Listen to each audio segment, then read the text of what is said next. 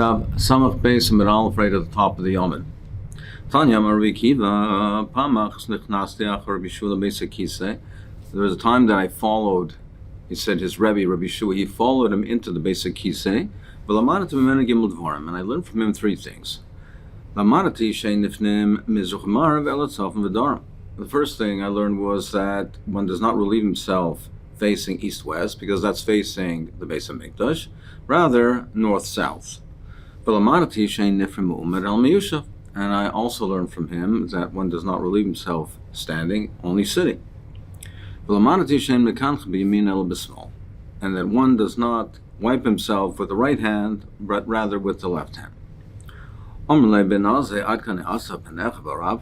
has such a hazas panim, a chutzpah to follow your Rebbe into the Beis HaKisei. He said, it's Torah. I have to see the proper conduct for tznius, the proper conduct for Kovid, and I have to learn from my Rebbe. So apparently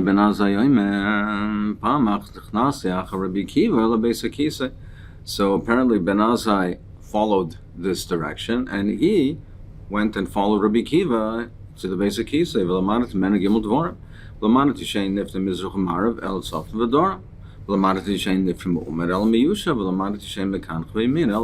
So he learned these same three halachas.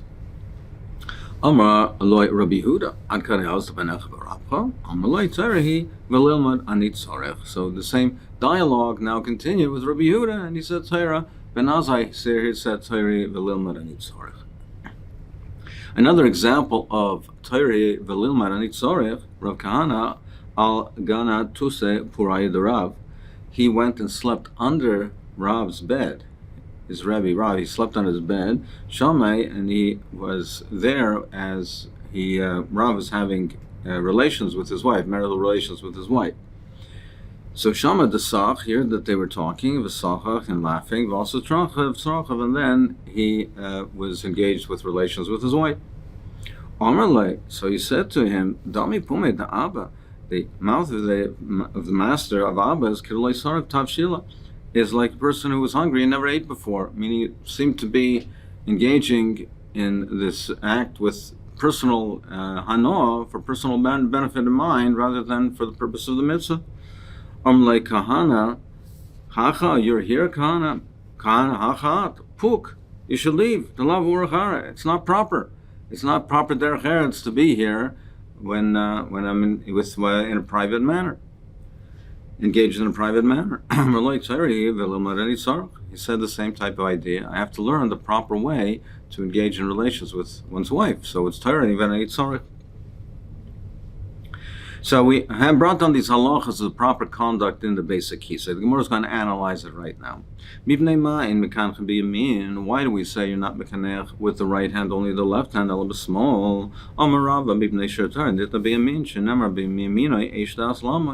So the Torah is given with the right hand. It's not covered for the right hand to be mekaneach.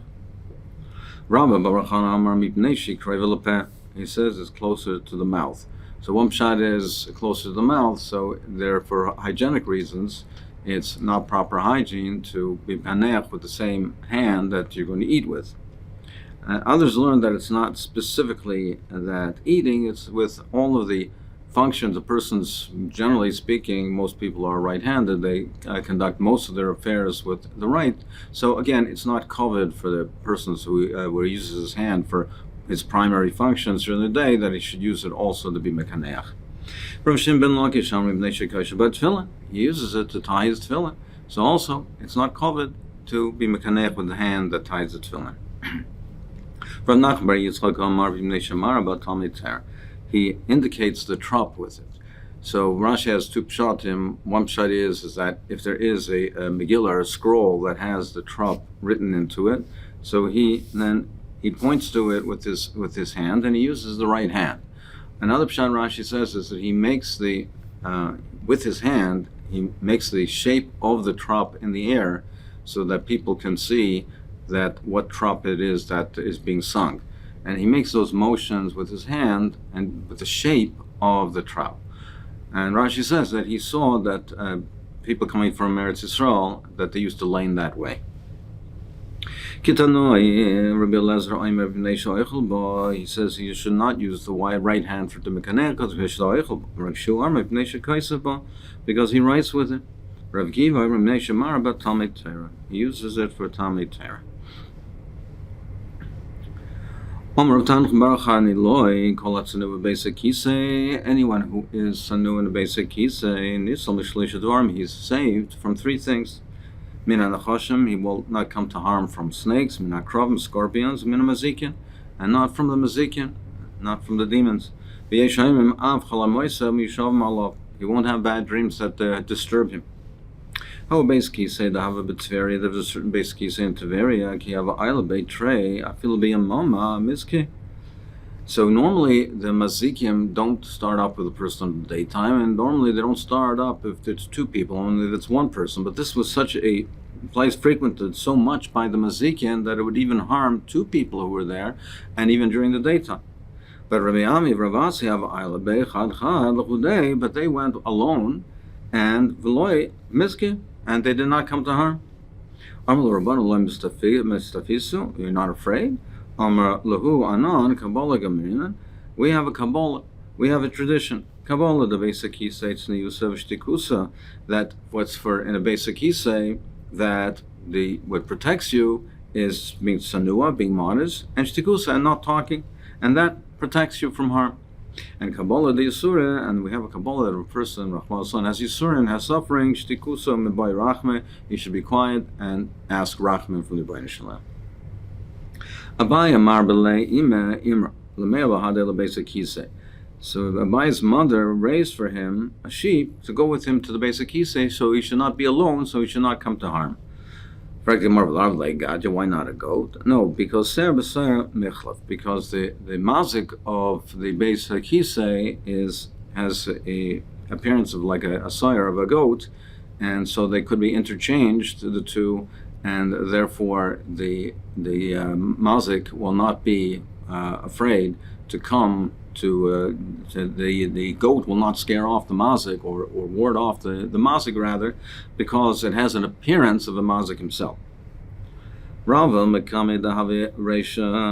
before he became Rosh Hashiva, the daughter of Chisda, who was his wife, she used to rattle a nut, amguza belekna, and she used to rattle a nut, Rashi says, in a copper keli to make the noise, so that to ward off the mazikin. But also the Malach, after he became Rosh Hashiva, he needed more protection. She made a window so that she could put her hand through the window and on his head, and so that he wouldn't be alone when he was in the basic kisei, and he therefore would not come to harm. He said if a person's behind the wall, he can be nifna, he can relieve himself immediately. He doesn't have to distance himself. Ubabika, but if he's in an open area where it's an open area, there's no wall, he has to distance himself from other people so that he's not heard. But it implies that he doesn't have to distance himself so much that he's not seen. It's so much so long as he's not heard. Isi Barnosan, Masnahachi. He learns it differently. If he's behind a wall, as long as he's not heard. And so he is more machmir. He says even behind the wall you can't be heard. If it's an open area, you can't even be seen. Meisvei, I'll ask you a kasha. How can you say that you have to distance yourself so much? Meisvei, yotzemi pesach beisabad v'nifnem lachvere geder v'hein tahar. It says that a person, they used to have to, when they had the olive presses, they were makbid that to have it betara, that should be tar, and therefore no amoretz, or no one who was tamei, should be able to touch it. So it had to have a shmira, it had to have a guard. So the people who were working in the Beis Habad, in the olive press, had to make sure that nobody entered. Now if they had to relieve themselves, so we learn in the Brisa, yotzemi pesach Beis Habad, you can leave the opening, the doorway of the Beis Habad,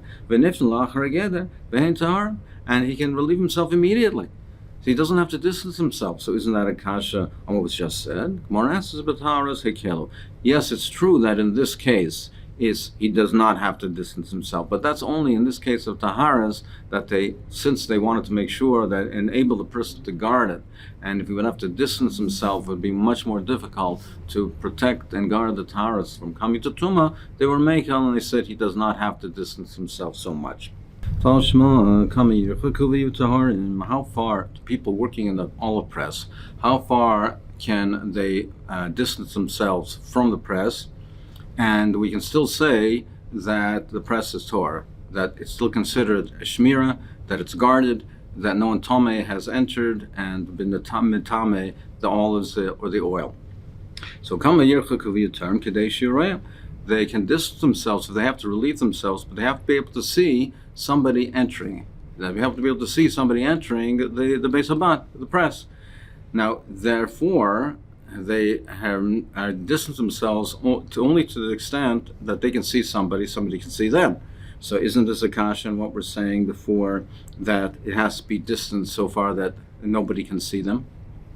More answers again, shiny oichli taras tequila barabanan. Here also we say that it's a kula that we made for the oichli taras, and they were makel on them with the leniency that they don't have to distance themselves so much, because otherwise it would make it very difficult to guard the taharas to make sure that it's Torah.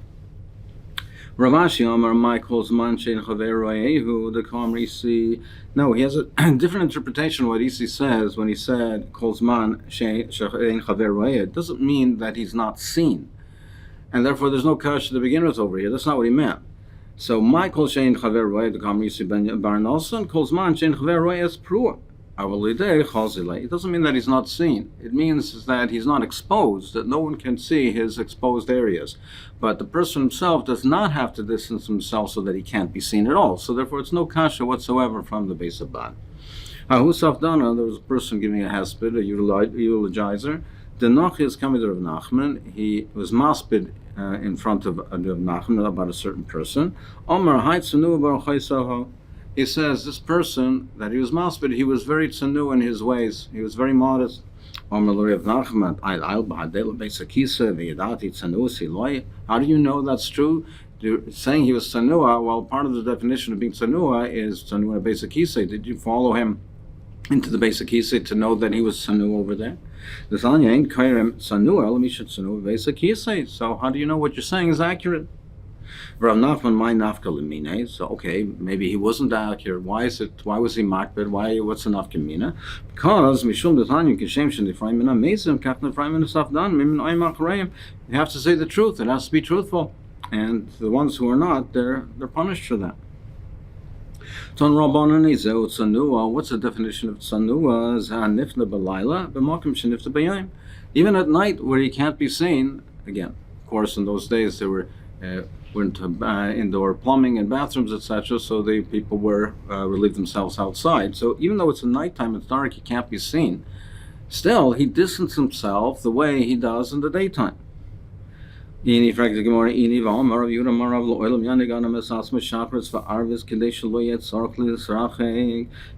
Yehuda said in the Rav that a person should try to relieve himself in the early morning when it's dark and at nighttime, so that he doesn't have to distance himself so much, he doesn't have to go so far. So you see that in the dark, when the times he can't be seen, he does not have to be marchik the same way he does in the daytime.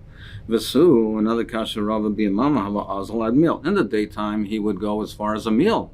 As far as a mil away, he would distance himself of a laila, but at nighttime he wouldn't. Amr le Shama, he said to his Shama, "Spanali duchta berchayva, the masa, find a place for me on the street." V'chein Amr le Rabbi Zer le Shama, similar thing. Chazim andika achrei beis chavre. See if there's anybody behind the building over there to be in a lemifnei. So they did not distance themselves so much in the nighttime. More answers. No, when it says that he at night in the same way as the daytime, it doesn't mean that he has to distance himself in the nighttime and to go as far away as he would in the daytime. That's what it means. In the same manner as the daytime, he has to be modest. He has to be tzanua. He's not megala more than a tefach lachayrav and a tefachayim in front. Ravashi Omar Afilu Tema b'Mokam, you could learn it the Mokam in the place, but it doesn't mean that he has to go so far away. It doesn't mean he has to distance himself so much. It means if there's a corner where he can go around the corner and be concealed from view, then that's what he should do. And in the nighttime as well. In the nighttime as well, if there is a Keren Zovis, he should use the Keren Zovis. He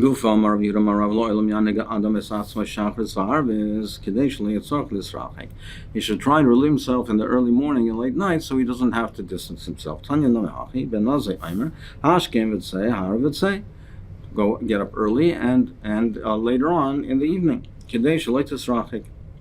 Another point he said Mishamish V'Shev, he should be Mishamish the Pian Nekev, and work the Pian Nekev, manipulating it so to be able to allow himself to facilitate his movements. And then sit down. But don't do it in the reverse order.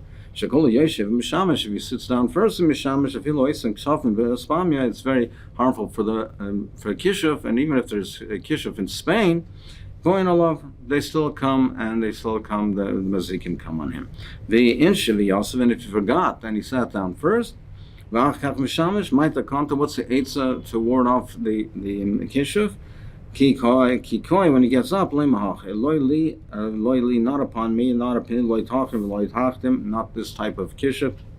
Loy hanav, loy mahanin, not from them, not from them. Loy charshi, loy charshi, the charshasa, loy charshi, the charshasa. And not any machashif or machshefa should have an effect on me.